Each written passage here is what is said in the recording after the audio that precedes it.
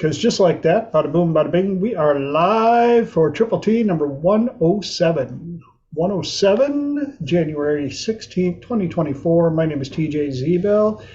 I jokingly, lovingly, inspiringly, whatever you want to call it, refer to myself as a professional problem solver, which I always have to follow up with, no, I don't know everything. I just have a unique way of asking questions and helping people find the solutions they are looking for. I also actually want to say hi to all of those out in YouTube land. Hi, Mom. And for those of you that are on YouTube, please do me a favor and do all the YouTube thingies that YouTubers do. So hit the subscribe button, ring the bell, leave comments, comment on your comments. Hi, Nancy. Hey, Guada. And I also have a website, thetswb.com, thetallskinnywhiteboy.com. Yes, that is exactly what it stands for. Hey, there's Kevin. Now that's a hat. Right on. And for the new part of Triple T 24, a new tie every week. See if we can get there. There's one of my classic ones that I've had for years. Be featuring a new tie every week just because that's how many I have. Let's see. Anybody got anything to share from the last 7 days? Cool stuff? Yes, Holly. I'll jump in here. Hopefully you can hear me okay. So last week we talked about, the celebrity fan kind of relationship. Yes. And anyway, I was watching this is going to feel kind of like a stretch, but I was watching a Jordan Peterson Q&A at like Cambridge or something. And they talked about, it's a concept that I'm sure we are probably pretty familiar with. I've heard it many different places. Dr. David Snyder talks about it. The first place I ever heard about it was in a book called The Happiness Advantage by Shyness. And it's this idea of the Lota Lon, where you need to have, the numbers vary, but 5 or 7 or whatever positive interactions for every one negative interaction in order to kind of even out. But so Dr. Peterson was talking about that, but he also mentioned there's a part that's not mentioned that often, that if you have more than 11 to 1, it actually becomes a toxic relationship as well. Because that's somebody who's not having difficult conversations. That's somebody who's not willing to hold each other accountable. That's not somebody who's being honest with you. And so anyway, I just thought that was kind of an interesting, in light of our celebrity fan kind of, if you're in one of those relationships, you might be in a place where you're either under the 7 to 1 positive to negative, or if you're a fan with a celebrity, you might be over the 11 to 1 because you refuse to have those difficult conversations and don't have anybody in your world who's willing to tell you the truth. So anyway, I kind of thought of this group when I heard that and how grateful I am to have people who I feel like really are in that sweet spot. So thank you. I am so glad you shared that. That's awesome. Thank you. Anybody want to try and top that? Yes. I definitely can't top that. I think that was super, super interesting. I just wanted to share in case people were interested. I am speaking at a speaking summit, a virtual one, on February 1st, and it's at takeactionnowsummit.com. So I'm actually going to put it in the group chat in case anybody wants to come and experience all the speakers. There are going to be 21. So I'm super excited. Awesome. Looking forward to that. Anybody else want to share anything before we dive into the topics of the week? But just before we started the recording got going, we were discussing how I had 3 topics in my head. Made the mistake, I'll remember them, and then when it was time to post them, 2 of them just off they went. And so I had to, finally, I just was like, all right, well, guess I'll go make me a sandwich and see what pops up. And what popped up, the one that stuck, Holiday Hangover, Hello, My Tribe, and Shy Practice. Yeah. Which one was the one that was a part of the original? Holiday Hangover. Ah, okay. Very interesting.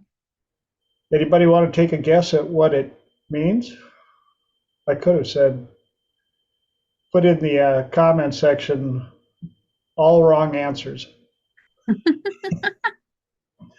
And no, it has nothing to do with drinking. Holiday hangover is what we're going through right now.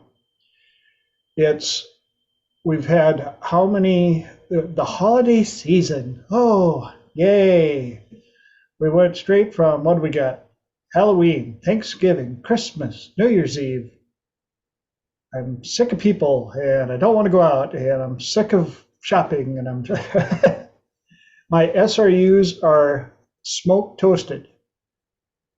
And I don't know if you guys noticed, but oh, and Nancy's having Christmas with son and daughter-in-law this weekend. Yes, let the holidays continue. We'll just roll them right into July when a lot of people are having Christmas in July. But this is also a tough time for a lot of people because we go into that home stretch of winter, solitude, nasty weather. Everybody's kind of burnt out on family and friends. We're 2 weeks into our New Year's resolutions. How we doing? And a lot of what I call the holiday hangover depression mode sets in. And so we have to be really aware and cognitive of other people's energy levels, their reactions to certain things,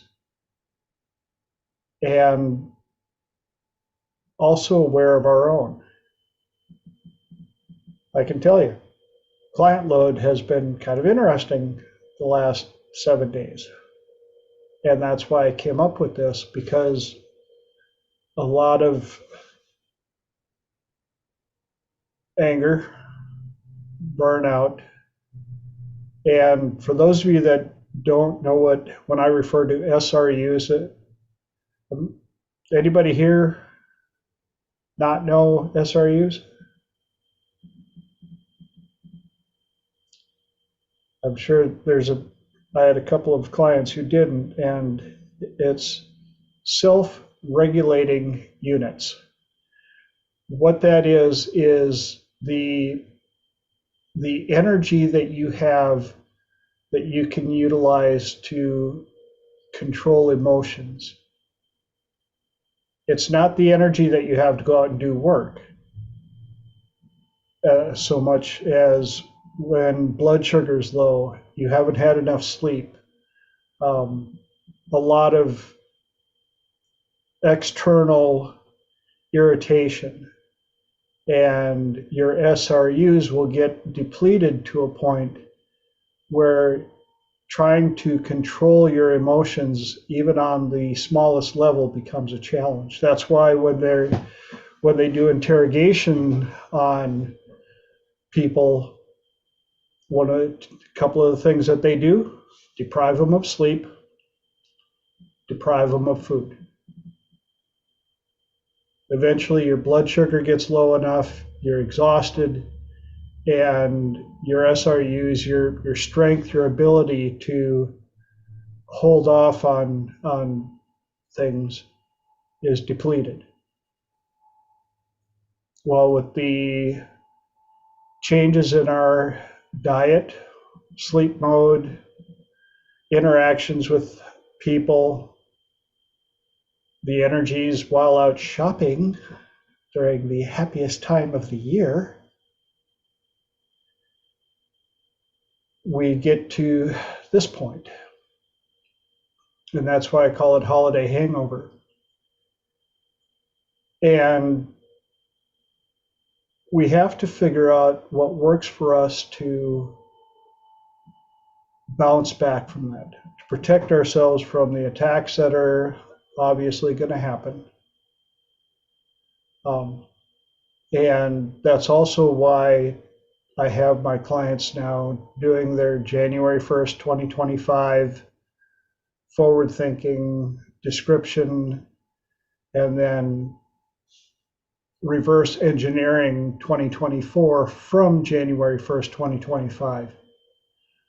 And a lot of my clients are finding that it's much easier to do that once they understand the concept than it is to try and forward think future, than try to future pace from January 1st, 2024. Because you start looking at, this is what I want to accomplish. When you write it down as today is January 1st, 2025, this is what I have accomplished. Of course, being vaguely specific, so the perfectionists and mega planners aren't freaking out about, well, if I put it down for July 27th and it doesn't happen on July 27th, I'm gonna implode. You could just put it down for somewhere in the second half of July. Gives you a little leeway, if that helps. But also gives you something to look forward to. The concept of having one event a month and one year-defining event written in there to help you make sure that you don't fall into the same groove, the same comfort zone, and live the same year as you did last year, the year before, and the year before, and the year before, and try calling that a life. Doing well, Mo. Good to see you on here, man.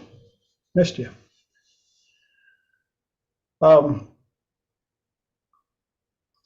The other part of doing that is it also allows you to have a little better control over recognizing who the scorpions are in your circle. Sometimes it's family.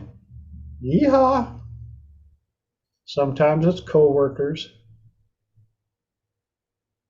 And we can assess what their effect is on us, and through protective empathy, understand that they've got a story. Something happened, and it doesn't have to be our story.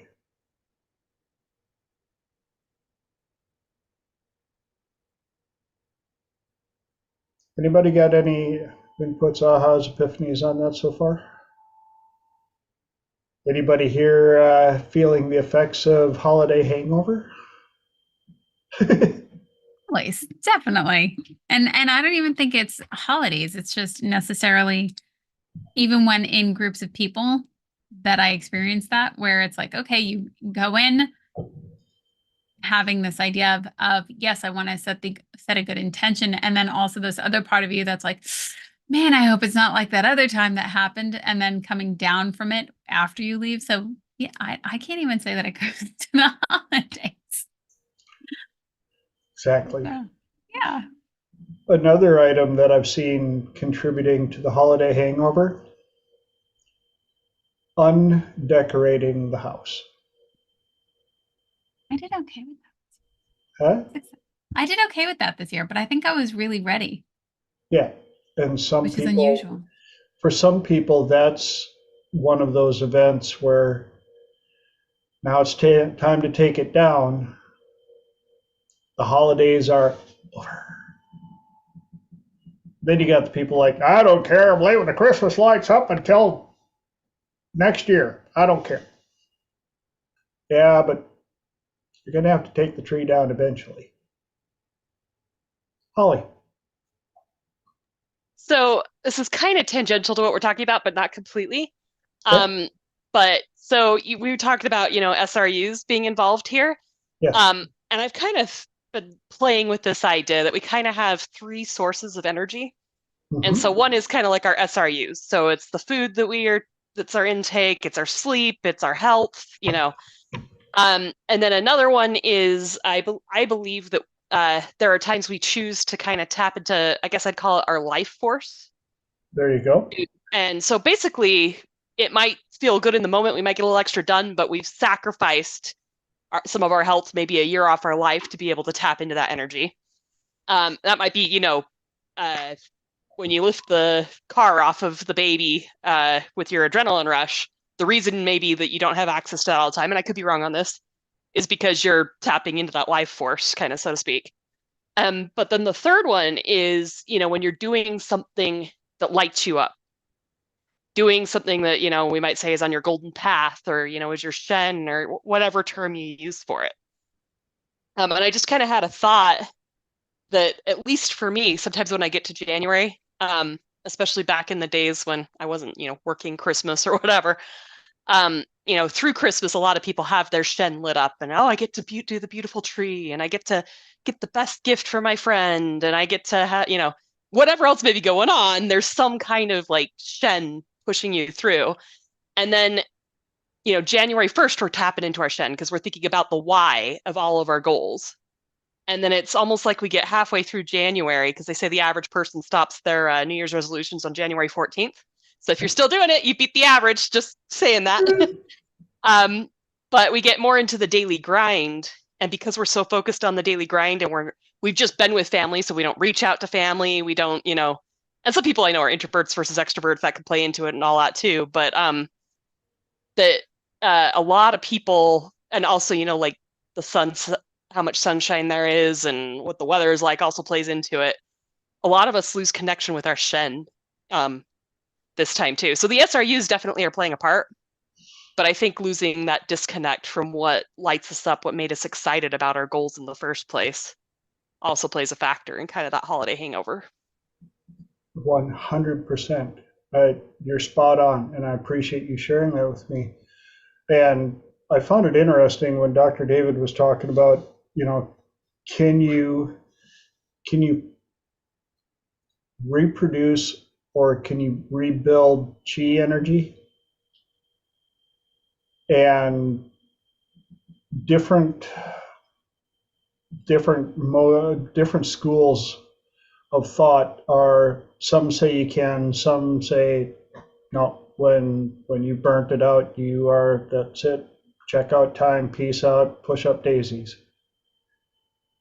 And we have to be cognizant about that as well, of how much time do we have on this rock, in this meat suit. And that's another reason why I'm such a proponent for designing your year for January 1st, 2025, to make sure that you don't live the same years you did 10 years in a row before. Yeah, but that way I know what to expect. Yeah, of course you do. But then you can refer to Tim McGraw's Live Like You Were Dying. And take a little different perspective look at what actually bugs you. What do you plan on doing for the next 2 weeks, the next 6 weeks? Lenora. So I wanted I enjoy this topic very much. I've struggled very early on to understand what it is that I wanted. So had you all met me when I was 22, 23, I thought I knew what I wanted, and really it was all these other things that I was fed. And I was told that I was going to do because that's what you do. And it wasn't until I think I was on my second vacation and I was 2 years into being married, and I really understood I paid for a vacation. I went on a vacation without my parents, without their approval of when am I going and who am I going with. Like, I didn't have all these boxes checked because everything I had done had somebody else's approval. And it was something that was really strong when it hit me going, oh my God, I now get to choose. I now get to, well, shit, now I have to decide. And now I have to make those decisions. And it really has taken me a number of years to realize I can make those decisions and I can actually want what I want. And being able to admit that to yourself, but then also linking up with people that will push you in the best ways possible has been completely life altering. Truly life altering. It's not like you had a childhood friend that came with you and they were like, yeah, keep going, yeah, you can do this, and then they're also telling you what they think. When you, especially because of all of you and how we've integrated into this group and the other groups that we've all connected with, really meeting new people and seeing what they're doing and going, oh, that's really interesting. Oh, I wonder if I could do that. I came up with an idea yesterday and I literally, the words came out of my mouth going, can we do that? As I'm formulating this idea of, yeah, we can do that. Why can't we do that? Of course we can do that. And it's absolutely extraordinary to really be able to admit to yourself, I don't want this. Somebody else told me I want this, and I really don't want this. And there were a number of things that were very physical for me that would, when I would think that I wanted it, would send me into a panic. And really cultivating that relationship with yourself that says, I want this, I don't want that. I think it's absolutely pivotal and life altering. And I highly encourage people to connect with people you have no idea about and just see what they're doing. Hey, what are you doing? Hey, tell me about it. And explore and be so curious as to what, I love that, Holly, and be so curious as to what other people are doing and how they're doing it. Completely. Those are my thoughts. That's why and thank you for sharing that big time, because it ties right into the rest of the first hour. Big time.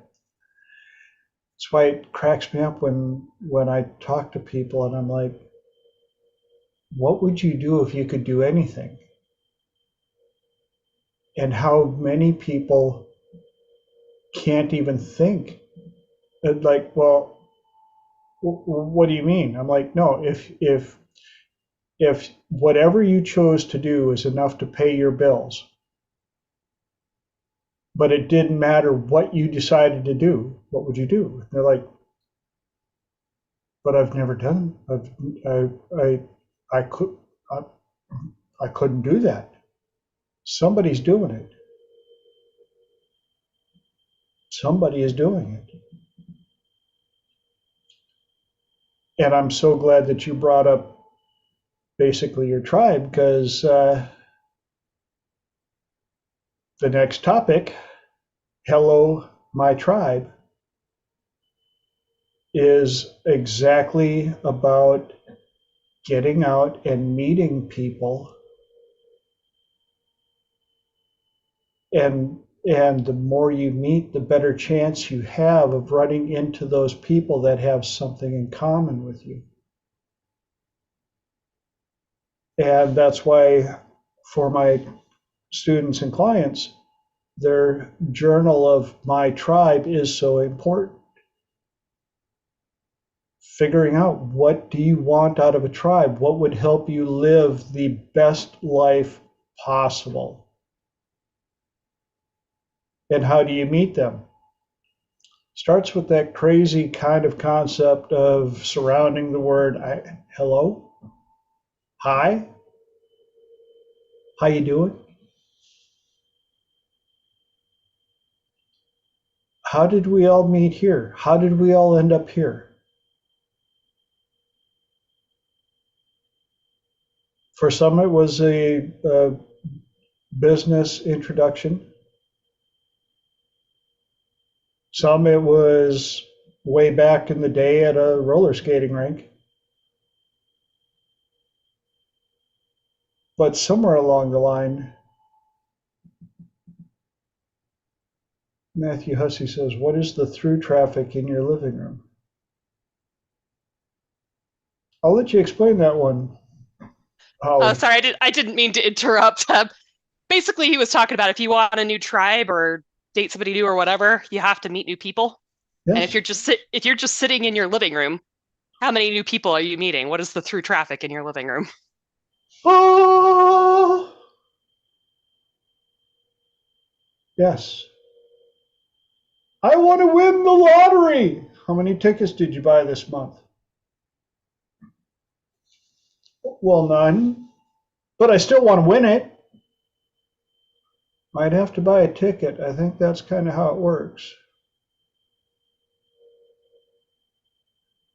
And so with the new year ahead,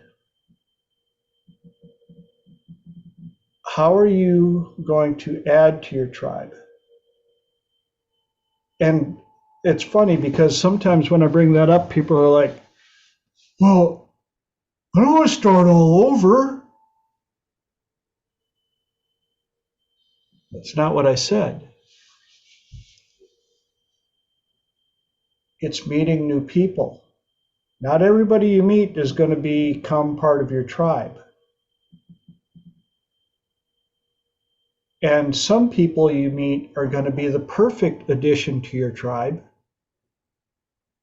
Some of the people you meet will be through your tribe. Some of the people you meet will introduce you to their tribe.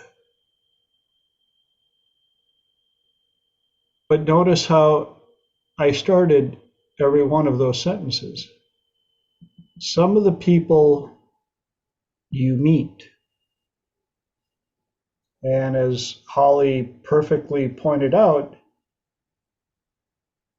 yes, there may be a chance that while you're sitting in your living room debating about how amazingly boring your awesome life has not been, somebody may knock on your door and say, hi, I just moved into your neighborhood and I'm the outgoing one, so I came over to see you because the universe guided me here and I have a big tribe that wants to meet you. Now, I've lived in a lot of places. You know how many times that's happened? I'll get back to you on that because it's very few and far between. But it also is funny with my dating clients that get so stuck on, oh, I can't meet anybody, and I know they're the one I'm with right now isn't perfect, but it's so hard to meet somebody. And I'm like, well, how did you meet them? Well, I was at the store one time, and we bumped into each other, and we just started talking about bacon, and next thing I know, we talked for like a half an hour, and then decided to go out to lunch. So let me get this straight. It's really hard to meet people, but the person you're concerned about, you met by bumping into them and saying hello. You mean they were a stranger at one point?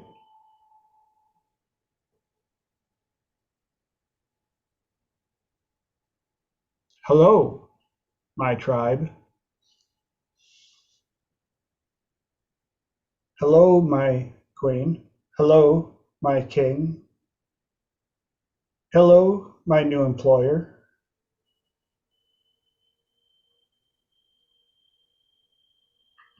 hello, my new life.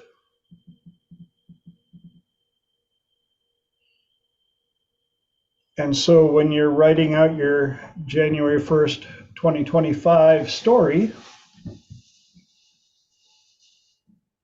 how many new people have you met? Put it down. That'd be a cool goal. How many new people can you meet? How many new people can you meet?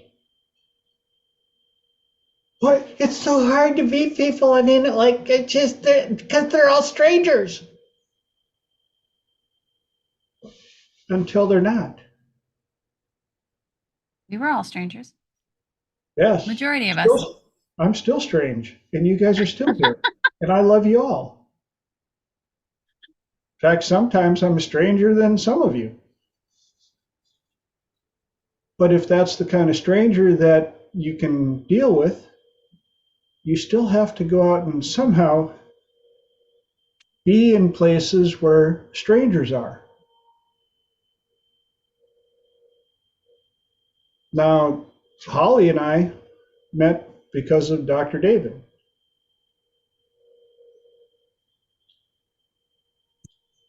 And she's still up here putting up with me. I met Holly on Zoom. I have yet to actually meet any of you in person. That is a really true statement. I haven't yet to meet any of you in person. I hadn't thought of that. Yeah, I will say, Holly, I think you're putting up with me, but yeah, we have. We've known each other forever, and I hadn't even realized we hadn't met in person yet. That's crazy. That's what I'm talking about. That's how easy it is to meet people and get a tribe, but you can't, as Holly pointed out, you can't sit in your living room watching Netflix and YouTube and waiting for them to magically show up outside your door. Sometimes you have to go out into the world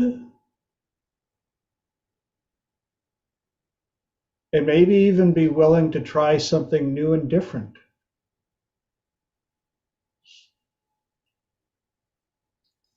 And that could be another part of your 2025 story.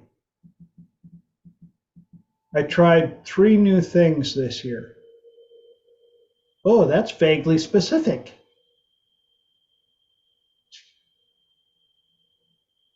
But if you put it down as, if you write it down and you reverse engineer,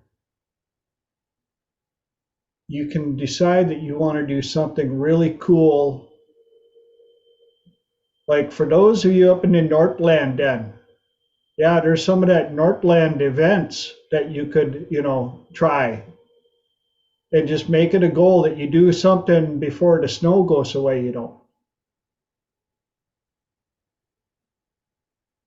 For us down in Texas, saying that we're going to do it before the snow goes away means we need to have it done by 6 p.m. tomorrow. But we could also put down, we need to have one of our major events done before we hit our first triple digit temp, which will be about the same time as the snow or the ice leaves the lakes up in Minnesota. Hopefully not. Just kidding. Lenora. So one thing I was going to say, especially if you're trying something new, there is, I think her name's Marie. Holly, I feel like you'll know this one. Marie Forleo. She has said, Forleo. She has said, she wrote a book and everything is figure outable. And she tells this lovely story about her mom was in the middle of doing stuff and they were renovating a house. And she goes up to her mom and she goes, Mom, how do you know how to do so many things? And she goes, what are you talking about? Everything is figure outable. And she talks about how this then resonates and keeps resonating with her. And I often think of it that it is figure outable and that it is doable. And often that there's probably a YouTube video showing you how to do it. And if you want to do something, you're not the first person that had wanted to do it. So somebody else has already left clues about how to accomplish it. And one that I often think about is when you're traveling and when you're traveling to another country, they do their best to make it easy because they want you to come and travel. And there's so many different ways to think, well, I can't possibly be the first person that traveled here or had this question. And I'm sure they get random questions all the time. And just being aware of that really helps you go, oh, well, if other people have done it, maybe I can do it. Maybe I can try and find a way to do it. And it's hilarious as I say the same sentence. And I also think about the things that I want to do. And I'm like, well, they did it, but I don't know how they did it. So it's quite the complex component of how quickly things can shift your perspective. Awesome. And thanks for sharing that and bringing up travel, because some of you know and some of you may not. I met Dr. David because of travel. I love travel. I spent a year in Europe when I was in 1990. Yes, I was 1 year old. No. But I joined an invite-only travel club, and I met Dr. David through that. That's how I'm here today, which is why I joined another, actually, I'm a member of 2 invite-only travel clubs. So if you guys want to travel more this year, get a hold of me, because I love to travel. I just don't like paying full retail. Life is too short. I'd rather spend the money on the experiences on the vacation than spend all the money on the vacation to get there. And it's a great way to meet people. People wonder why I've got a Facebook friends collection of, I don't know, I think I'm over almost 4,000 now. But a lot of them I met through travel. And it's a great way to meet people from all over the place. And the really cool thing, I'm going to throw this in there, people that love to travel are typically a lot of fun to be around. Just saying, adventurers are a fun group, because when you're on vacation, Debbie Downers don't get invited on the next trip. All of a sudden they wonder why they're sitting at home going, those guys went on vacation again? And they didn't invite me? It's a clue.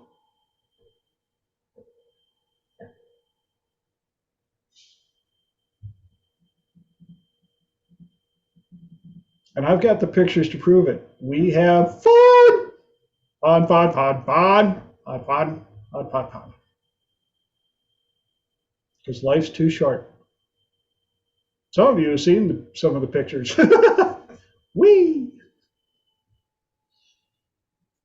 Right, Mom? In fact, if Mom were on the call, she'd tell you about when I came home in 1990 and said, I'm going to go to Europe for a year. She's like, what? Like, what? Yep. And bada bing, bada boom, away I went.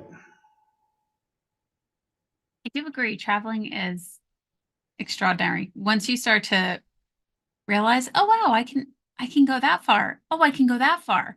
Oh, I survived. And not finding all these different ways. And it's definitely not having to be first class on everything and the Ritz and da da da da da da. Just make it fun. If you have a passport and a license and phone and a credit card, you are good. There is very little you can't do. Very little.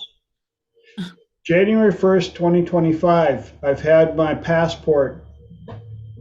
How long? Now you can reverse engineer. Get your passport. Get it done. One.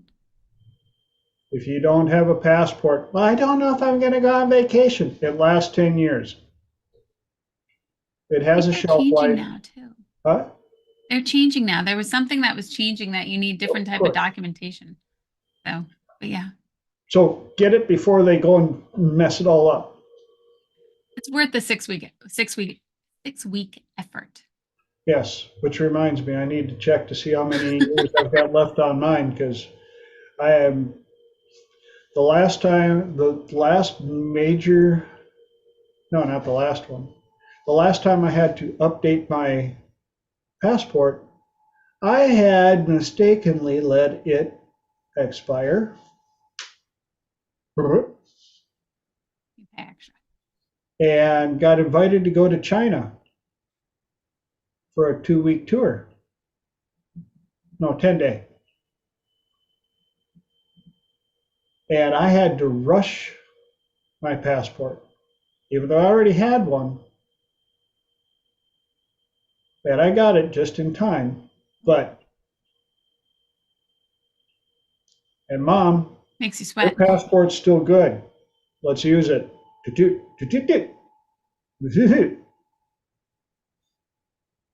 Who wants to go on a vacation with my mom? Maybe we need to just put together a triple T There you go. vacation. We can just do a triple T broadcast from Cancun. That'd be awesome. You know what? I bet we could arrange that. Triple T Retreats was just born. Who wants to? 6:42 p.m. in Texas. Who wants to go to Cancun? I've got I got a good buddy there that has been trying his darndest to get me to Cancun, and I'll just tell him, how much room you got? I might have some friends coming. Might have some friends showing up. Very cool. Cool. Well then, guess we got some work to do. Well, now we have to change the name. Triple T, quadruple T doesn't sound like Talk Time with TJ Travels. It's just you gotta come up with another one. It's a triple T trip in Cancun. There you go. Well, tropics. You gotta keep going with the T's. All travel, right. tropics. There, hey, I'm all for it. I like the tropics. Been there a lot. I've been to Cancun and Mexico a number of times, and it's very agreeable with me. It's agreeable. Yes, very agreeable. And that gives us 17 minis to. Anybody got anything else they want to share on Hello My Tribe? Ahas, epiphanies? Yes, no? We're ready to move on to shy practice? What is that? Very intrigued. I think I had an idea. Good. Give me an idea of what you think the idea is. I was thinking about IMU, shy practice as in practicing a new mask, even if you're shy about it. That is very close. It ties right into Hello My Tribe. But I'm shy. I can't, I don't know how to talk to people. How many people resonate with that statement? How many people say that until you get to know them, and then they're like,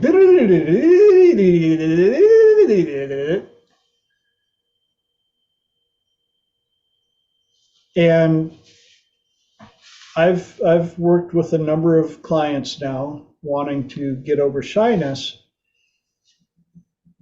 And you know what we found out when we boiled down shy?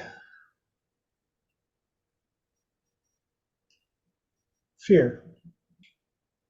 Worst case scenario of being judged, fear.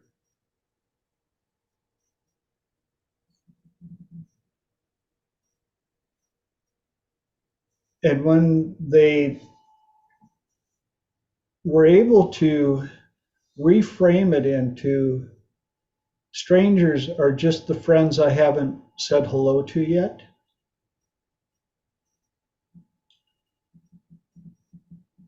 And it's just practice. How many people have you said hello to one time in your life? You said hello to them, never saw them again. Nobody imploded, nobody got judged, nobody made fun of you, all the above. Then you take it to the next level. How many people did you say hello to? Had that quaint little conversation in the store, maybe about the eggs are on sale, and you never saw them again. No one imploded, nobody reacted, nobody judged, nobody.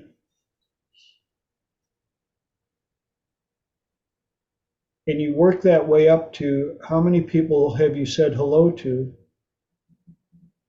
and now you've known them for 30 years, 40 years.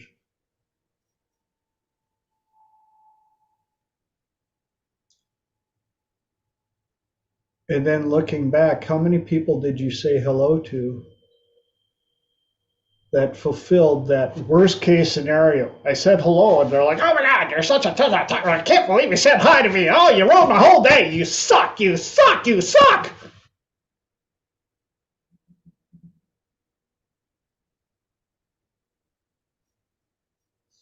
I'm just curious. I mean, I'm just wondering if that's ever actually happened to anybody. Because a number of my clients, that was the movie they have projected. Oh, but if I walk up there, they're going to be like, oh, they're just going to, oh, it's going to work. I'm going to die. And then they're going to take away my birthday and they're going to tell the whole world that I suck. Really? Yes, Lenora. I feel like Holly might know the answer to this. When you have rejection, it does hit you in a certain part of your body, but it also causes pain to the point that won't aspirin talk tonight relieve a broken heart? I knew Holly would have this answer. Yes. I'll jump in. They have done studies that say that physical pain and emotional pain, especially rejection, are they basically are in the same centers of the brain. And yes, they have shown that if you take an aspirin, it will relieve the pain of rejection as much as it will relieve the pain of physical pain. Yeah. I will kind of throw in here too, since I'm talking anyway about rejection. So I've been studying a lot about a condition called rejection sensitivity dysphoria.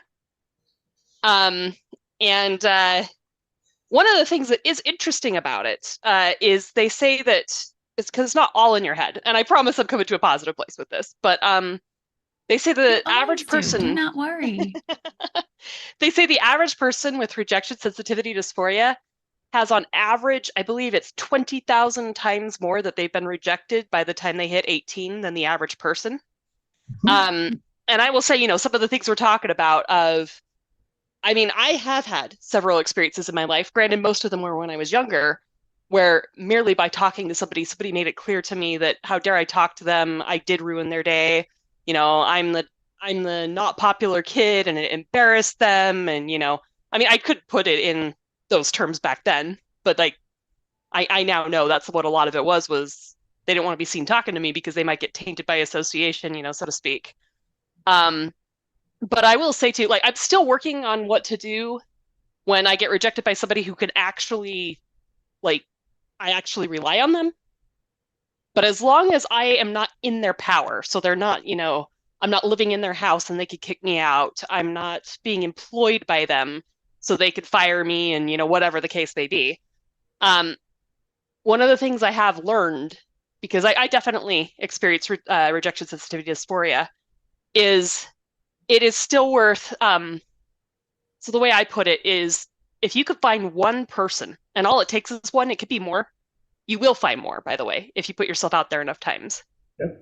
If you could find one person who is, one of those beautiful people in the world. Every single time you go out and get your heart cut up into pieces, they are capable of putting your heart back together even better than it was before.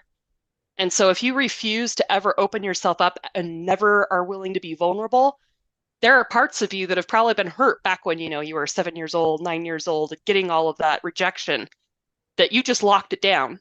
And you may be protecting yourself from other people, stabbing you in the heart. And by the way, I'm not saying be stupid about it. Like if there's somebody who clearly is a gaslighter, that they've got all of these, once you know who somebody is, trust that, choose who you want to keep in your tribe. But when you're going out and meeting strangers, and yeah, maybe only 1 in 10 is going to be worth knowing, and maybe 8 of them are going to beat you up emotionally. But when you find that one person, and if you already have them, even better, but when you find that one person who's willing to put your heart back together, it is worth 100 people rejecting you and destroying you. And so, just throwing that out there for anybody who does experience rejection sensitivity dysphoria, that if you put yourself out there, it's worth it. And you're protecting yourself from love when you protect yourself too much. I love the way that you said that, Holly. Sorry, were you going to go, TJ? No, completely, absolutely. That's why it ties right into Hello, My Tribe. Yes, there are butthole, butthead people out there. That's their problem. That's them. And they're the ones that make the real friends shine. But again, it's really hard to find the gem if you don't do any digging. Make 2024 a year where saying hi, meeting people, having a little talk. And you could even apply the search for the no protocol from sales to this. In sales, so many people get disgruntled or dissatisfied, or I can't think of the right word right now, because it's hard to get the yes, because the only thing they're focused on is getting the yes.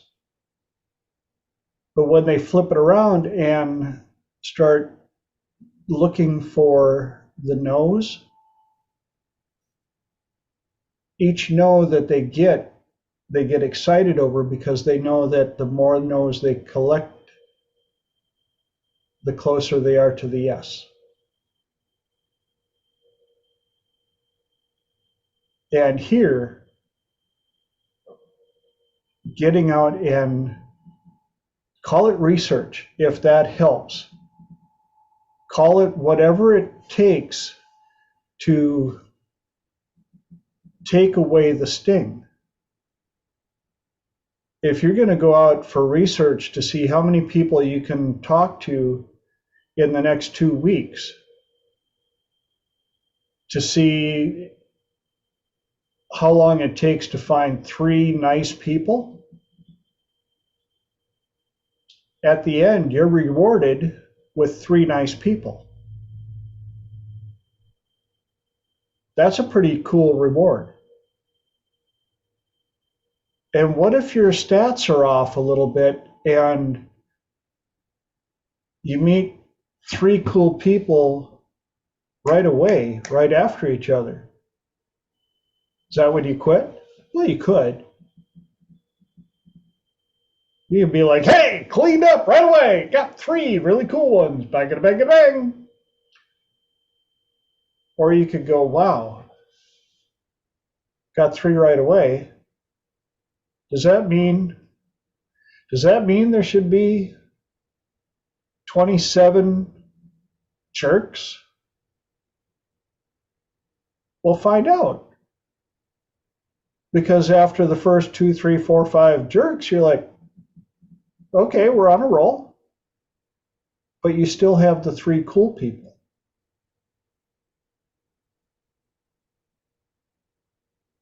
and you don't know what just one of them is going to do for your life. One person, one introduction. Yes, Lenore. Mike. What, you can't hear my squeaky voice? So many years ago, gosh, like 4 or 5, something like that. I had been following Dr. David's stuff online, and I was a YouTube junkie while I was baking and just listening under headphones to everything I could get my hands on. And I would occasionally text in some group chat rooms that people were doing lives, but really I was not somebody who would come on camera and have a conversation with. And I was absolutely terrified of meeting people that way. It just was not my thing. And when I had started to reach out to people, I started to reach out to coaches, and I would try and figure out if I liked them from listening to a few of their reels or listening to some of their content at the time and seeing who a match was for me. And as I started to do that, and I was very careful with my selection of who I was starting to talk to. They were often, I think one of the first coaches that I worked with, she was a much older woman. She was like in her 60s or 70s, because I really did not feel comfortable going to somebody that was my age. And so all these other factors came into play. Longer story shorter, I started to reach out to more people, and it led me to more people, and it led me to more people. And finally, in 2021, when was COVID? In 2020, I had signed up to, very uncharacteristic of me, had signed up to attend Dr. David's course that was supposed to be in I think in DC. It was on the East Coast. Virginia. It was close. Thank you, Virginia. It was much closer to me because there was no way I was getting on the plane to California. And I was like, I could drive. And then COVID happened, so I couldn't go. But they had done it online, and that is how I met Holly. And in that class, they had also mentioned reach out to our clinic and see if you were a fit for one of our coaches. And that is how I met TJ. So I really haven't met anybody in person. But as I started to incrementally reach out to people, little by little by little by little, it got better and better and better and better. And now I get to visit with all you amazing people every Tuesday night. And there are a variety of you that you and I have texted off of this platform and Skyped off or Zoomed off of this platform. And, you know, you're a part of my life now. I think about you guys during the week and send text messages and stuff. So it really is something that as you start to take tiny, tiny, tiny steps, it does get better, and you can let people in little by little by little by little. So I highly encourage people to send a text, send an email. That's how I met James Sito, of which who I never had ever met. I sent him a LinkedIn message of, hey, I have a question about the work that you were doing. And he reached out back to me. So little by little, ask questions. People are a lot nicer than you think. Yes, thank you. Exactly. 100%. And that's why I say, how hard is it to meet people? Hi.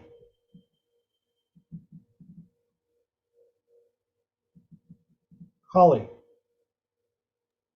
Sorry, I just, as we've been going through this, another thing, I kind of put it in the chat, and I think I put it in wrong, but if you have any kind of sensitivity around rejection, I also highly recommend checking out the TED Talk, 100 Days of Rejection, or Rejection Therapy. I can't remember what the full name of the talk is. Or even looking at basically a guy who was really shy and had problems with rejection and had trouble meeting people, decided to go out and purposely seek to get rejected. Basically, I think it was like every day for 100 days, or he might have had breaks in between, but he went out 100 times with the goal of getting rejected. And the number of people who did not reject him with his requests is astounding. And some of the experiences he had and some of the people he met is just absolutely incredible. So highly recommend checking that out. Absolutely, 100%. And people that know me well know that I'm a very shy, introverted person who has a very hard time talking with people, especially people I haven't known for like 30 years or more at least. Or it could be the opposite. And they go, how is it that you can just go up and talk to people? And in my mind, strangers are just friends that I haven't talked to yet. Do I match up with all of them? No. Because there are people out in the world that are just not worth talking to. There are people out there that are worth talking to that are having a rough day. There are people that out there that are worth talking to that are busy.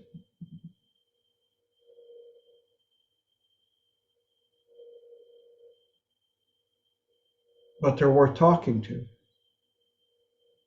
And if they blow you off, it could be a number of things.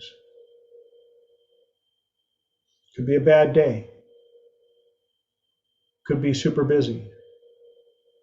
Could be completely out of SRUs. Could be suffering holiday hangover. If they blow you off, it's their loss. Exactly, Nancy. But don't dwell on it as a personal attack. You don't know what they're going through. And that's the challenge behind a lot of people, is they take it personally. Well, if I told you that the person who just blew you off just had a close family member pass away, how personal do you take them not having time for you now? If I told you that the person who just blew you off just got laid off from their job and they're a little freaked out about how they're going to pay their bills, how personal do you take their reaction now? And there's so many scenarios.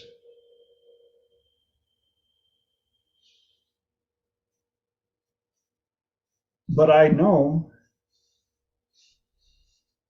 in the amount of time that I've been on this planet and the amount of time that I've learned how to have a conversation with people who don't even speak my language, that a vast majority of them, the ratio of people who blow you off simply because they are full-on Richard Craniums is very low. And when those people blow me off, what a blessing. Awesome. Have a nice life. Saved you a lot of time. Yes, exactly. But the amount of people that I've met that I thoroughly, truly enjoy talking to, even for 5 minutes, is worth it. And for those that stuck around for more than 5 minutes, and for those that stuck around for more than a year, 2 years, 10 years, 30 years, because I was crazy enough to go, hi, who are you? Hey, I like those shoes. Is there anything you don't like about them?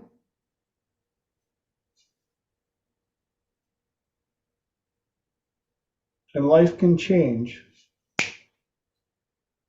just like that, with just a simple hello.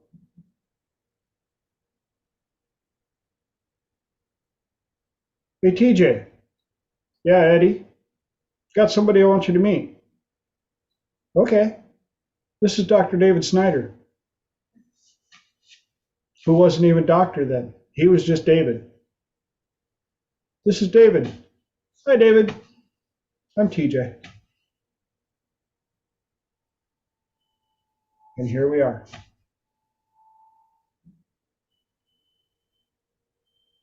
How did I meet Eddie?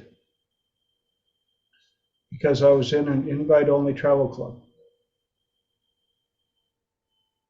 How did I get into an invite-only travel club? Because when I was in college, I decided that I was going to do my internship in Yellowstone. We got to be friends with John Kellen.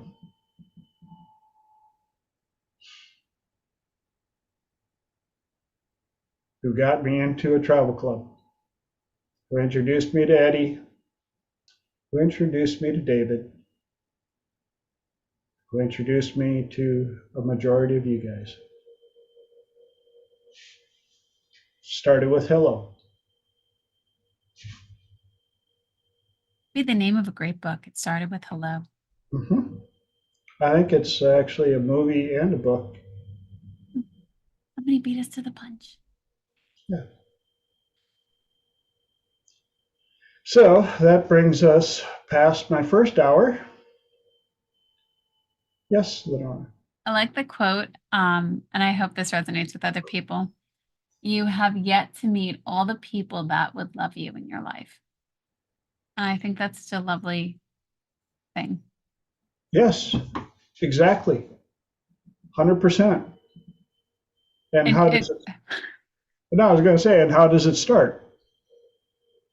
I don't know.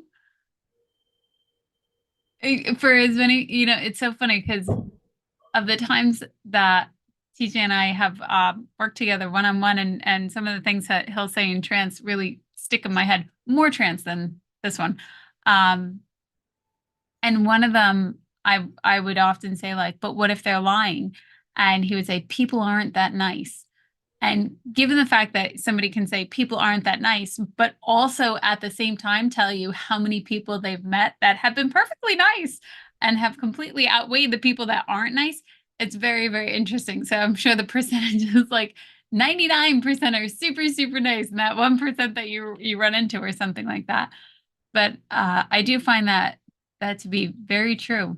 And if you do get that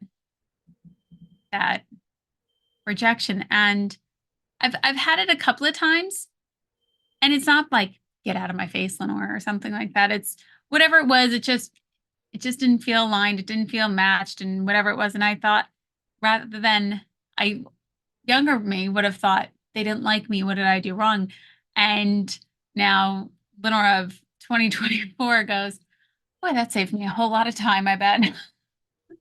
Rather than this, I didn't invest like 2 or 3 months into something that wasn't going to go anywhere. So I do like that idea too. Yes, and protective empathy will also have you go, I wonder what their story is. That too. And well, I hope they figure out some way to figure it out, but I'm not going to fix it. That's not on me. Yeah. But I hope they find a better life. Next. It's like taxis. There's so many people on this planet. It's not that hard to meet people.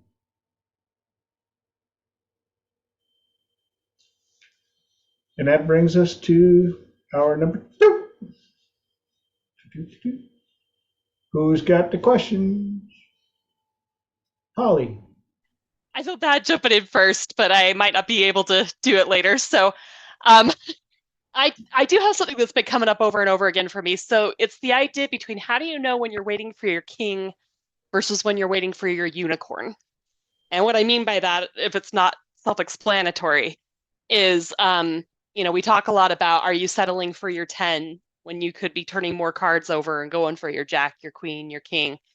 But at the same time, I've also known some people that what they're looking for in a partner or in a job is a unicorn, because they're not looking for a human being. No matter who you get, your king, your queen is going to have flaws. They're going to be human. You're going to actually, John Gottman talks about that even in the best relationships, 60% of your problems, just count-wise, will never be resolved and just have to be endured, basically. Like, you might resolve a compromise, but you're not going to resolve it to both of you love the solution. And so, are you holding out for that billionaire who, has a private jet and, has abs of steel and, like all these other things? Or are you holding out for an actual human being that it was going to be a good fit for you, is going to help you grow, that's going to meet you where you are? How do you know the difference? Great question. And for those of you that are new to Triple T or watching the recording for the first time, second hour, I let those on the call answer first so I can learn something as well. And then if there's something to add, then I will follow up. So who's got an answer for Miss Holly? I found that to be super interesting, Holly. How do you know? I'm gonna go with, my first instinct was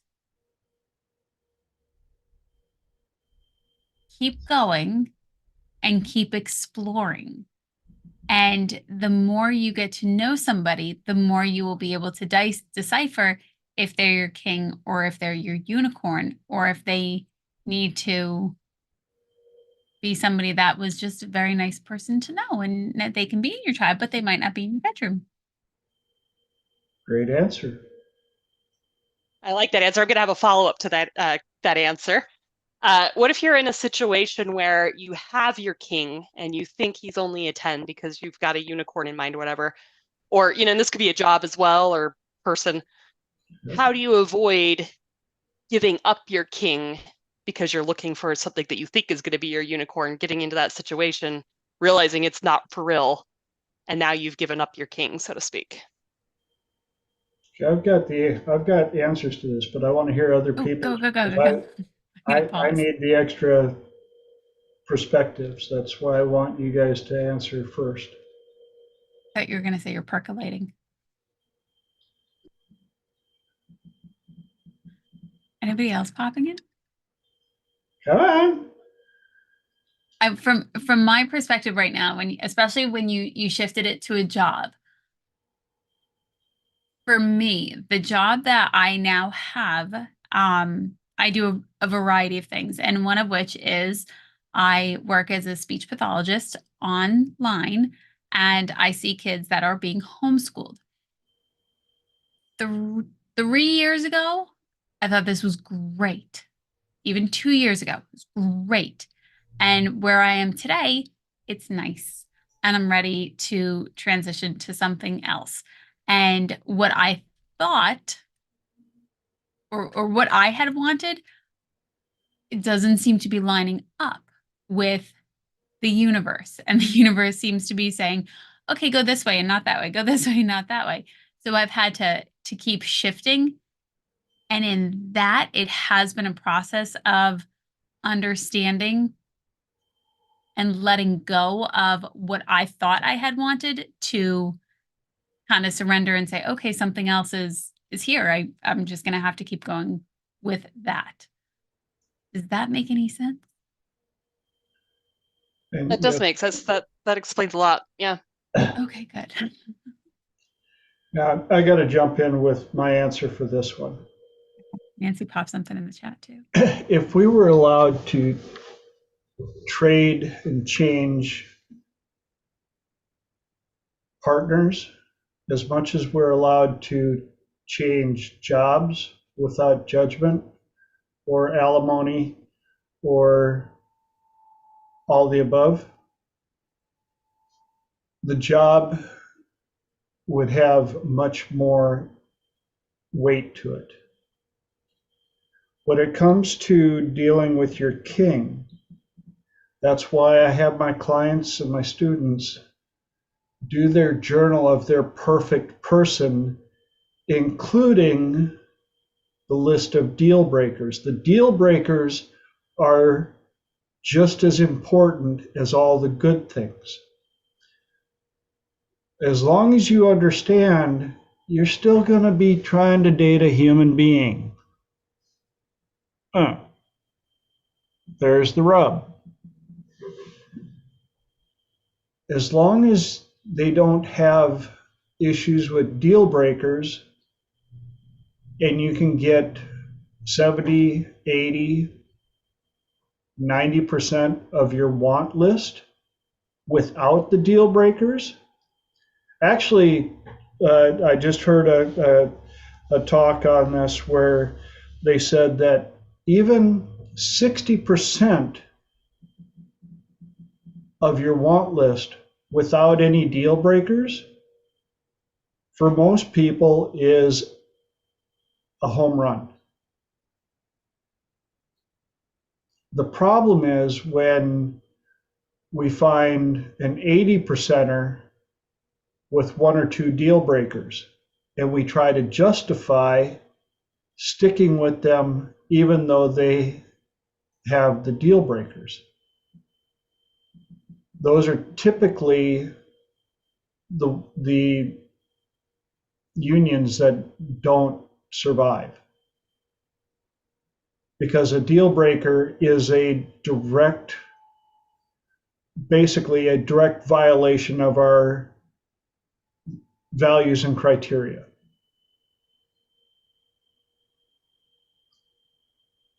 Now, the description of the unicorn would simply be everything in my journal. 0 deal breakers, 100% of the list.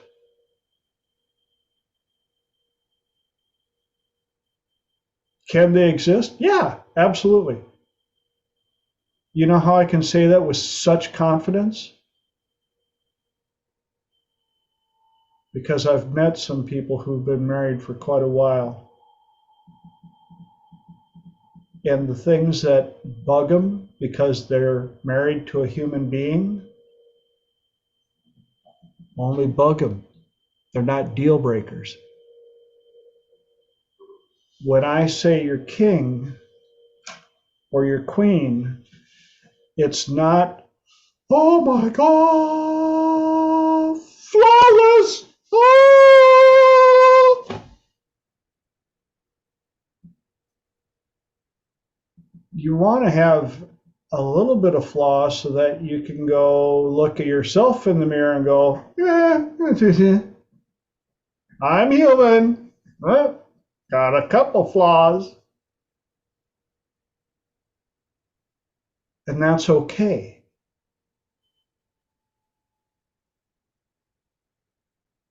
They can still be your king with scuffs and dents, burps and farts, as long as that's not a deal breaker.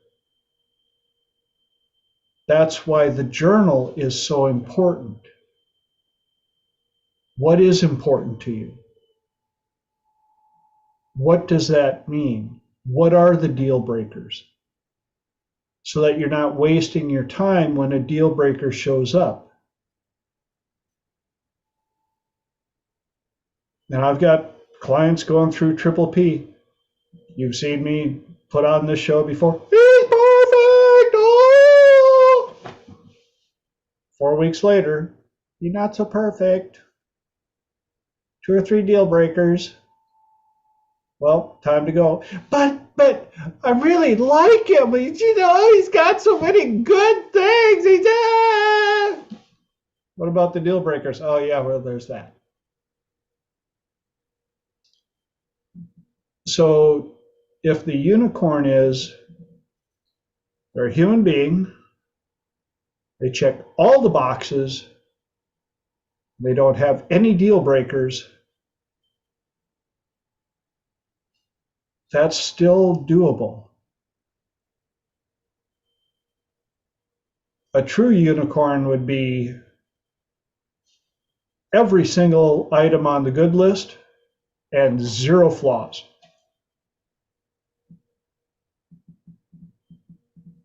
Never burped, never farted, always smells good, always on time, reads my mind. Thought for sure you were going to call that an alien. Yes, that's where I was going. That's where you're like, are you AI? Are you an alien? Are you? And then we get our human side. I know, I've seen it happen. They were so perfect, I had to let them go. They were too perfect for me because my personal view of myself isn't high enough to hold on to somebody that perfect.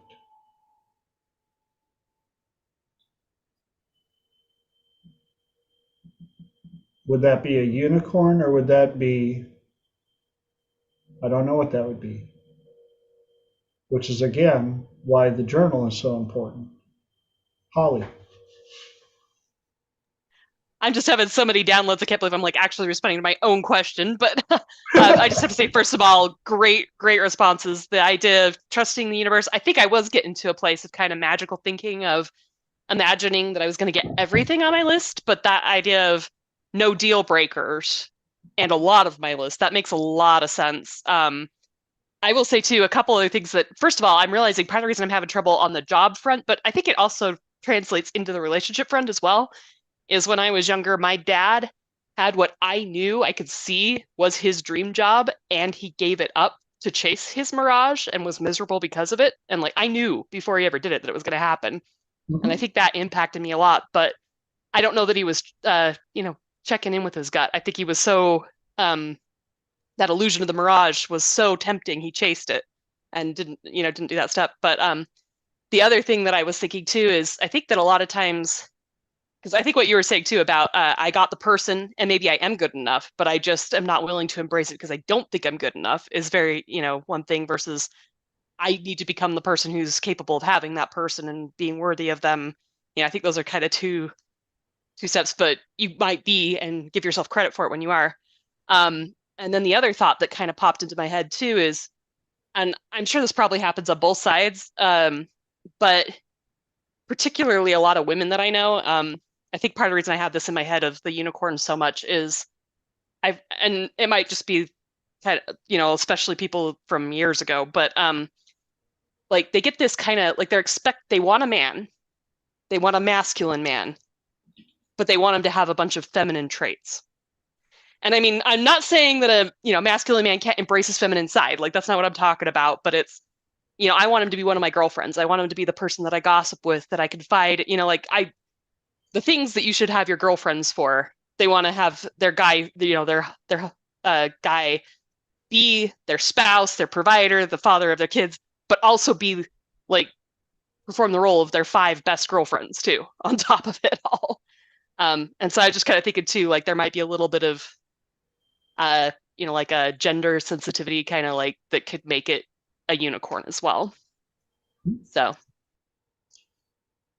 And that's why you also have to think about how does your person, what kind of tribe does your person have, and do you melt into their tribe? Do they melt into your tribe? Do the two of you create a brand new tribe? That's why I have my clients do 3 journals. My person, my streams of income, and my tribe.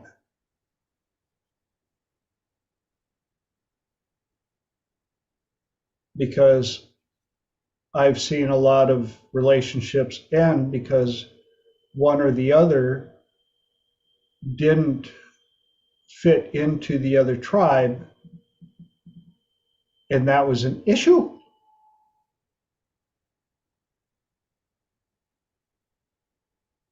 And that may be a deal breaker, or that may be something that you look in the mirror and decide how you're going to handle that. Tribes can become comfort zones in a good way and a bad way. If you've been around me long enough, you've heard me say, if you're the smartest person in the room, time to change rooms, which can be a little scary. But being stagnant in a comfort zone is not growth. Comfort zones are nice, but not much grows there. And if you're going to have a partner,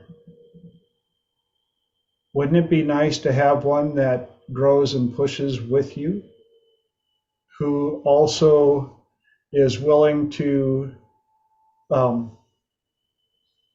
push for new tribes? The last two journals, by the way, are the three journals are my person, my streams of income, because so many people focus on one form of income, their job, their job, they're just over broke, their jump out of bed, and they put no thought into additional forms of income. And in this day and age, man, if you got one of these and you're stuck on one stream, one form of income, you're missing out. And then your tribe. And you start describing what kind of a tribe do you want to be in, be part of, contribute to,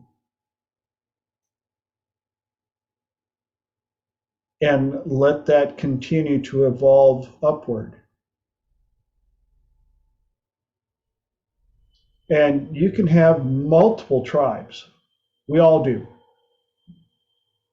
We've got our school friends that we grew up with. That's a tribe. And when you fit in, when you go to your class reunions, some people look forward to it because they fit in a certain area of that tribe. Some people can't stand it because they fit in a certain area of that tribe. Some people used to hate it, but because of who they become, they've elevated themselves in that tribe. But it's not a tribe they deal with or hang out with or participate in daily. You've got some have their work tribe, but when you leave work, are you really still part of that tribe? And then you've got like this tribe right here. I love you guys. You are one of my favorite tribes. And being part of the tribe, you guys are getting to know other people in this realm. And it's up to you to decide how much you want to interact with the other people that show up here and who you want to invite. That's the nice thing. I openly let people know. I'm constantly telling people about Triple T and inviting them to show up and be part of this. And it's not for my glory. It's because we all have something to share here. So you guys have shared and added to this in such amazing ways. And yet we don't discriminate on experience. That's why I love saying you don't even have to know how to spell NLP to join us.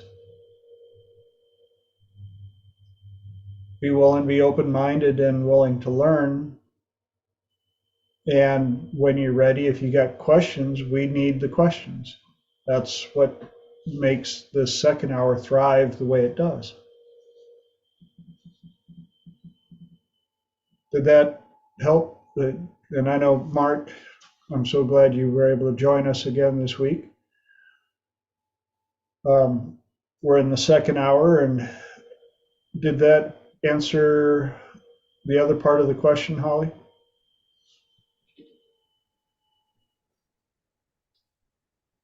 We blew her mic out.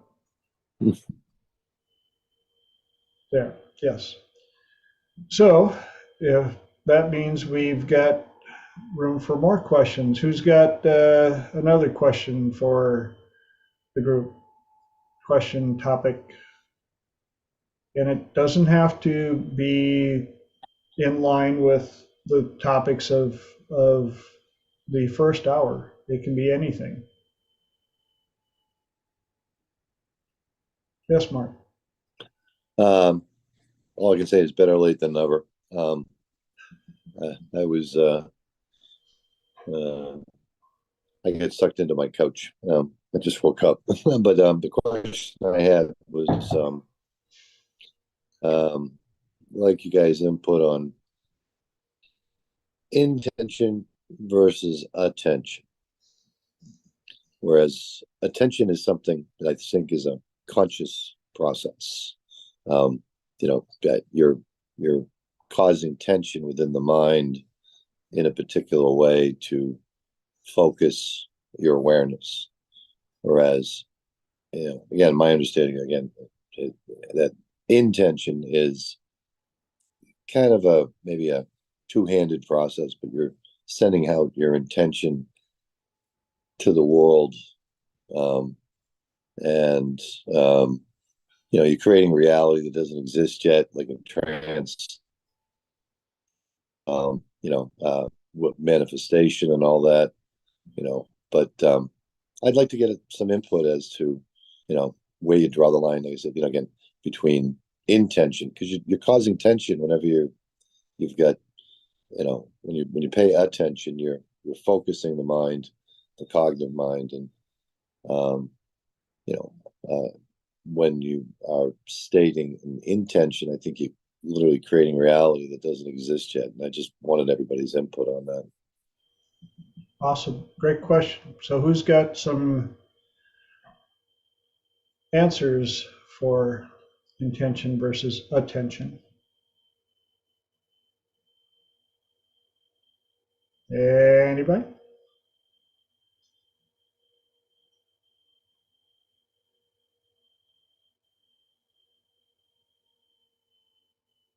I know. I'm trying. Did you have a specific example, Mark? And I love the idea of intention and attention. And there's actually a woman I know, her podcast, I believe, is attention versus intention or something similar. So I didn't know if there was something very specific, or when you're focused on something, you're giving it less than positive attention.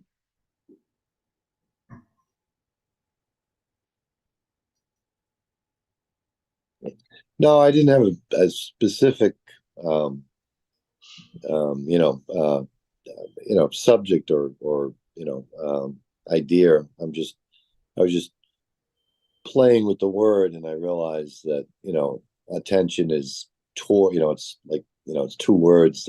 You're adding tension, but you add towards, and then I was watching some other stuff, and people were talking about manifestation and intention, and I'm kind of like still playing with the concept, and it's just a new idea that surfaced last week, and I thought I'd bring it to the group and see what your input was, because like I said, I think that we teach children to pay attention, and to focus the cognitive mind on on creating tension in the mind to focus, but intention seems more about opening up and having like relaxed focus, kind of like being in the zone or being in trance. But that's as far as down that rabbit hole as I've been able to come, and I just wanted other people's input. I think it's so interesting how you said it, versus attention, intention, and add tension. So how you said it kept shifting in my head. There is a very interesting monk by the name of Dandapani, and he's got a couple of books out. Very, very, very interesting person. And he basically says we tell our children pay attention, but we don't teach them how to pay attention. And he talks about focus, and very specifically, he gives this example of in your brain, as you're walking around, you have a flashlight, and where you shine your flashlight, you're giving it attention. And that's what you're focusing on. And if you're moving this flashlight around, how focused can you be? So he has a really interesting perspective, and I think it's worth reading a bit of his book for that. And he focuses a lot on attention. And when I think of giving something attention, where energy goes, where my attention goes, energy flows. Depending on how I'm giving it attention would also vary. Am I giving it this really good attention and I'm crafting it with beautiful intention and I'm having all these positive feelings around it? I think it's an intending a good outcome. By giving it attention, I'm not adding tension. I'm giving it these really good things. So it really would be on how you approach it. If I'm giving the intention and I'm adding less than positive attention to it, same thing, then it's a less than positive thing. And they can both equal up to less or adding intention to something that's less than positive, or eliminating any tension that would have been in something, even though I'm giving it a good intention and positive attention.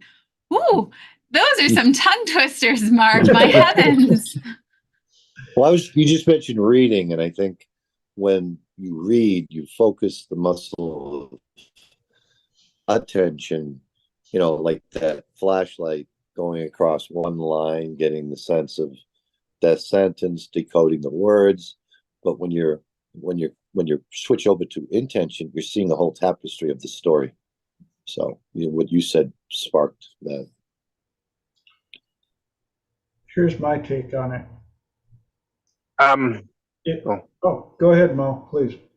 So in the simplest form, one is a want and one is an action. So you want to do it. That's just the simplest explanation for it. Thank you. Just mic drop that. Yeah, and the one that I was going to say, intention is the future. Attention is being present.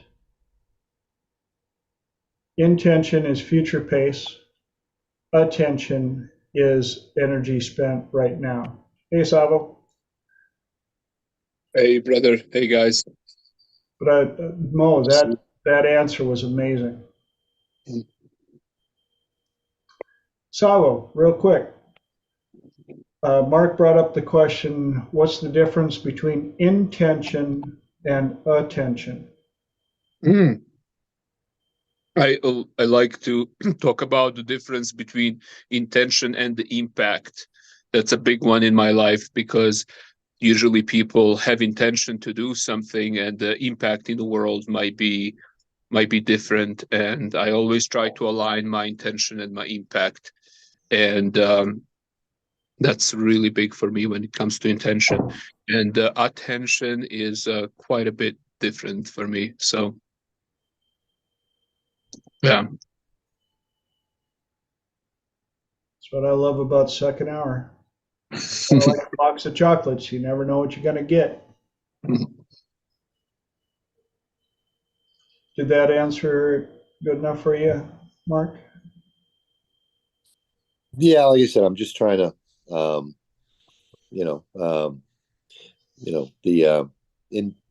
again, intention, like I said, just seems to be, again, you're still creating some tension in the mind, but it's a broadening, where I think attention is a focus. And like I said, I'm still kicking this. Like I said, I'm just starting down this rabbit hole, and it occurred to me to bring it to the group and find out what your inputs were. And again, it's thank you for all your input. Awesome. That's why I wanted to have a worthy question this week. So. Love how he asked one question and now they multiplied. He got an answer and now we have 10 more questions. Of course. We don't, it's like philosophy. We don't answer questions, we question answers. And That's at the core of all philosophy. But hearing your, like I said, your answers is, I said, just giving me more to think about. Thank you. So we got 20 minutes left for, yes.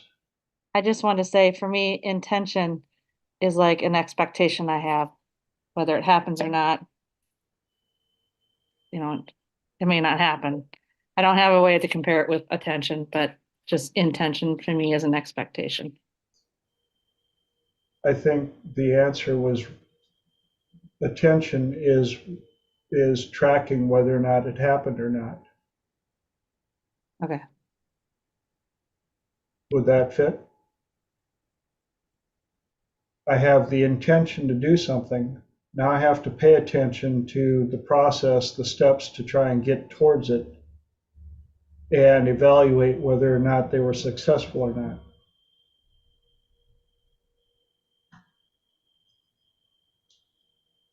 That help? Thank you for bringing that. That's what I love about this is everybody has their angles. You know, how many times have I referenced who's the expert?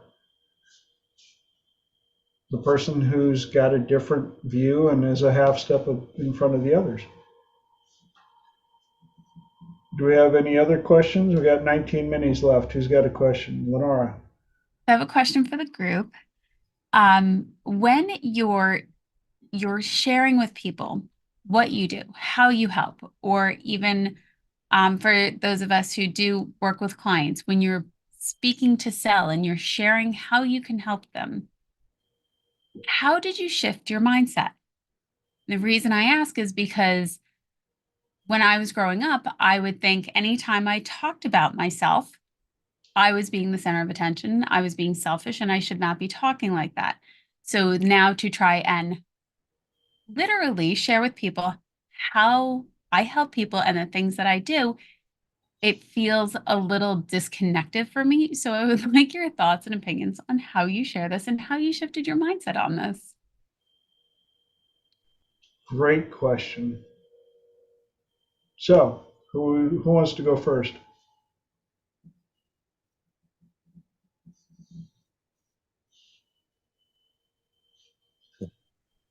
I'll try it. When I'm sharing with a client, you know, I try to use a lot of therapeutic stories, and you know, there might be examples from my past, you know, quoting momisms, and you know, to open up, like I said, you know, to be able to communicate at all those different levels, the words, the content, the message, and you know, but the framework is the intent, you know, the intention to communicate a specific concept. And I think, you know, when you're sharing your stories, obviously people don't judge stories, so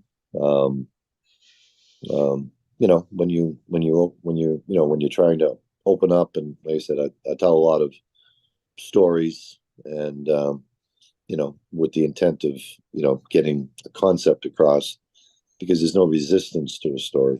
So that's how I frame opening up to you know, to a client, or and you know, you know, I think storytelling is a good way to open up, you know, and be able to communicate something on a very powerful level. Cool. Awesome. Holly. So the first thing I was thinking when you said that is something called the parable of the orange juice. I did not come up with this myself, but once upon a time, you know, there was a girl who invited her best friend over on a hot summer day. And in the middle of the day, she decided to go in and get a whole pitcher she made herself some freshly squeezed orange juice. She came out, she drank her orange juice in front of the friend. They spent the whole day. She never offered any of it to the friend. And at the end of the day, the friend said, you know, the next day, she said, you know, you had some orange juice yesterday. Why didn't you offer it to me? And the friend said, I didn't want to be so selfish and be the center of attention and offer you what I had to offer. I just thought that might be insulting to you and a little bit selfish to take all of the attention. So that kind of idea of, we have all been kind of conditioned, well, maybe not all of us, but several of us have been conditioned to feel like that's the bad thing. But where it becomes a problem is if they say, oh, no, thank you. And then you just keep beating them, and say, no, you are going to try my orange juice no matter what. So that's kind of that one. I will say too, I had to think about it for a minute, but I do have a comment about the attention intention kind of thing as well. So, because I was thinking, where attention goes, the energy flows, so to speak. A lot of times we want to have credit for our intentions, which is kind of what we think we wish would happen. I don't know how I feel about Dr. Phil, but I was watching a Dr. Phil episode, and Dr. Phil was kind of trying to tell the person who was on stage, basically you could tell he wanted credit for his intentions because he never had bad intentions. All these bad things happened, but he didn't want that. He didn't intend that, and he couldn't get over the fact. And Dr. Phil was trying to point out, it doesn't matter what your intentions were. I mean, maybe they matter at some level, but what matters is the result of what actually happened. And so we may say, yeah, I want to start my own business and be really successful, and I intend to start this great business. But our attention is on all the reasons why we don't deserve to have a successful business, and why we, a lot of times they'll go the same direction. A lot of times they'll align. But I think there are times where the results we get are more a function of our attention than they are of our intention. But we think it's our intention, and we want credit for the intention. We don't want the responsibility of the attention, if that makes sense. So. Awesome. Great answer. Thank you, Holly. And there was a whole lot packed in there that goes right towards the answer for Lenora's question. What is your intention? Is your intention to find a solution to the challenge that they have presented? Or is it to beam the spotlight on you of your accomplishments? And with what Holly brought up right in that orange juice, it can be anything. It can be friendship. It can be solutions for the things that we work on. It can be answers to questions. If your intention is to show them a pathway to a solution, that's something that they need.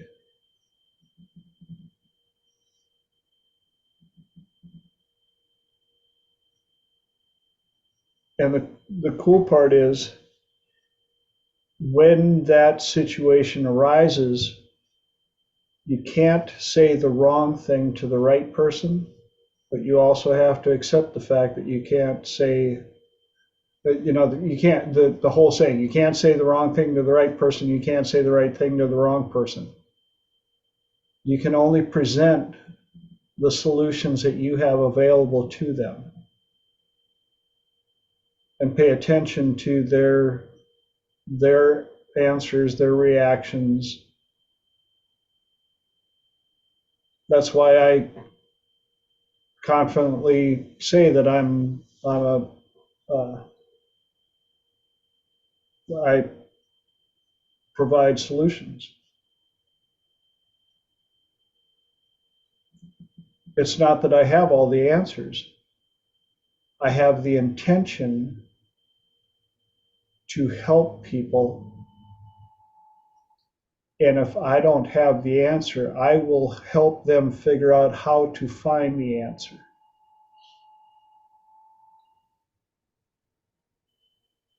Through a network or through research or whatever.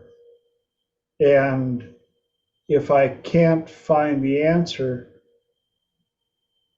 I will let them know, and they know that I have tried my best, and I will still try to guide them in a direction that they could find the answer to the solution.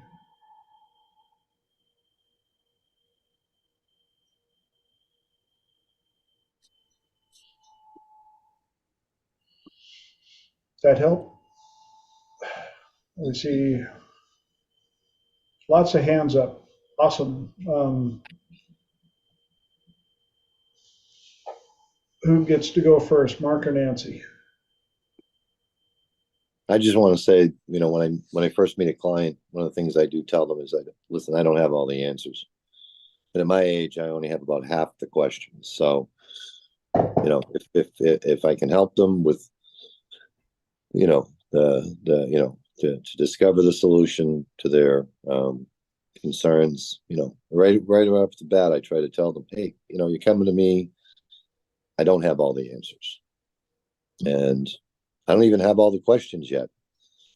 So, you know, so right off the, you know, just, you know, again, it's just we're you know, and if I can help them, I will, you know, and if not, I'll try to guide them in a particular direction, you know, to help them find what they're looking for.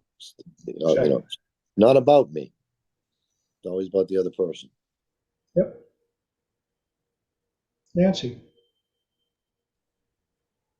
If I'm understanding Lenora's question right from the beginning, because we've gone off in different tangents a little bit, she wants to know how to not make it seem like the focus is just all about her when she's trying to help somebody. If I'm on the receiving end of a story, and even if you're telling your own story, I would be focused more on the story and not that it's just about you. So I think the working with people in the form of a story is very, very helpful from my perspective. Exactly. That's why I teach my students about the power of metaphor. You can feed more medicine inside of a metaphor than you can trying to give them straight medicine. It's kind of like a spoonful of sugar helps the medicine go down. When you can put the medicine inside of a story or a metaphor, that allows them to digest it easily with a lot less pushback. And sometimes simply helping them reframe the question. Sometimes clients come to me and the question they have is not the actual question that they're looking, or it is not formed towards the solution they're looking for. And asking them questions about their questions will give different insights as to the direction to where you need to go. And so getting really good at asking questions is a very strong, very powerful life tool. As everybody says, the better the question, the better the answer. How many people have gone online now that we've got Google? Google knows everything. Google does know everything. That's the scary part. But the cool part is Google knows everything. But you ever type in the question 7 different ways and come up with 7 different sets of answers, but it's basically the same question. You've just asked the question in different ways. And so many people will go to Google and they'll ask the question one way. I tried online. The answers all sucked. It doesn't. I can't get the answer. What if you ask the question this way? Are those the same answers? No. What if we ask the question this way?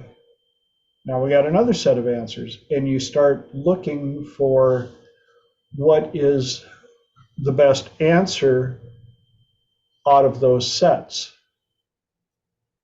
which goes right back to one of my classic mantras, if you know me. At least how many solutions to every event, situation, or problem? At least 3. At least. And I get clients that challenge me on that all the time, which to me, I'm like, really? You think there's only one solution?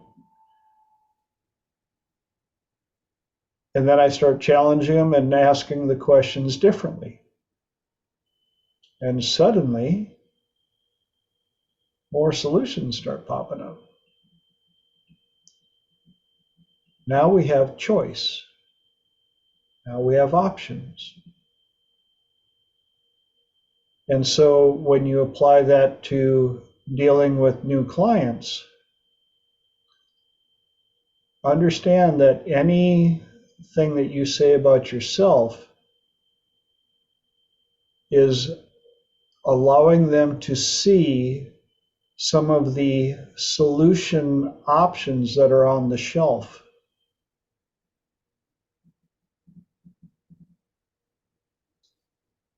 Now, I happen to know that Lenora used to have a business making stupid good cookies. Like, what, holy cow. And if somebody came to you and said, do you know anybody that makes cookies? You could either say yes, or you could start asking questions. What kind of cookies are you interested in? How many are you looking for? What's your time frame?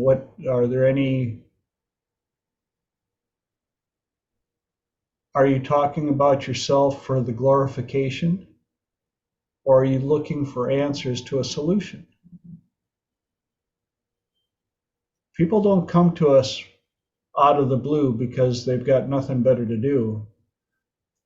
As the joke, thanks, Savo, appreciate you showing up, brother.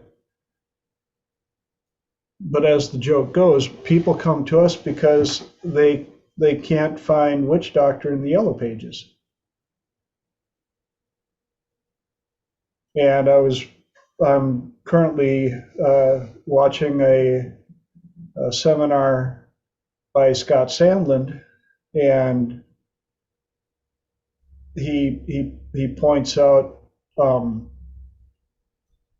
that a lot of times, like Sandland for many years did pain management and would get referrals from doctors' offices. And he said, sadly, by the time they get to us, they've gone through all of the standard solution options, and they've been hurting for a long time. And they don't want to hear that, oh yeah, I can fix that. We could have fixed that years ago.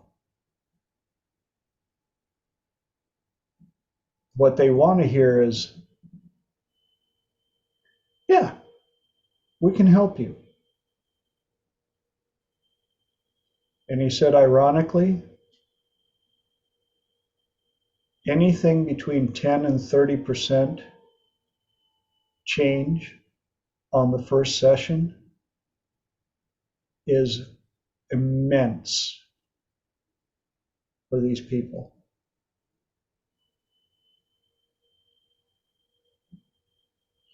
And then you get silly people like me who,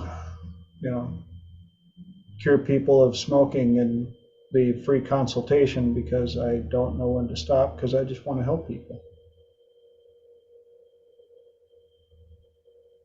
Oops. But I've also gotten 4 referrals from those people that I accidentally cured in free consult because they couldn't believe how easy it was. And just like that, bada bing, bada boom, we are all the way out of time. Talk about time distortion.